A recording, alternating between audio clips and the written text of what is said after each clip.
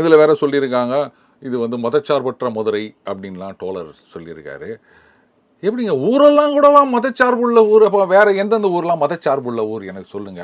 மதுரையை வந்து மதச்சார்பற்ற மதுரைன்னு சொல்லியிருக்காரு. அப்போ திருச்சி எப்படி, சென்னை எப்படி, திருச்செந்தூர் எப்படி, இதெல்லாம் மதச்சார்பற்ற ஊரா, இல்லை வந்து மதச்சார்புள்ள ஊரா, இல்லை மதச்சார்புள்ள ஊர் ஏதாவது இருக்கா? இப்படி விலாவாரியாக சொன்னார்னா நல்லா இருக்கும்னு நினைக்கிறேன்.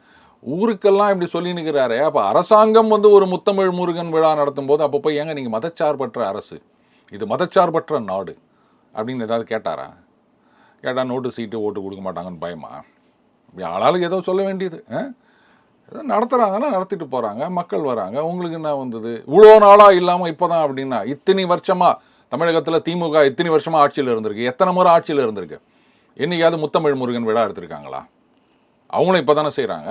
அப்புறம் பாஜகவை மட்டும் இப்போ கையில் எடுக்கிறாங்க. இது பாஜகவே நடத்தலை, இந்து முன்னணி நடத்துகிறாங்க.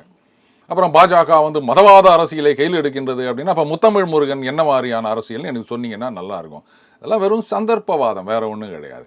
நடத்துகிறாங்கன்னா நடத்திட்டு போகிறாங்க, அவ்வளோதான்.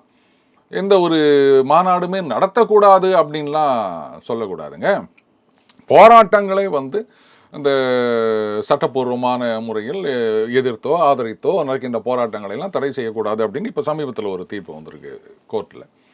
அதனால் இது மாதிரி தடை பண்ணிகிட்டே இருந்தாங்க அப்படின்னு சொன்னால் மக்கள் மனசில் தான் ஒரு வெறுப்பை உண்டாக்கும். ஏன்னா அவங்க இதுக்கெல்லாம் வந்து தடை போட்டுனுக்கிறாங்க அப்படின்னு.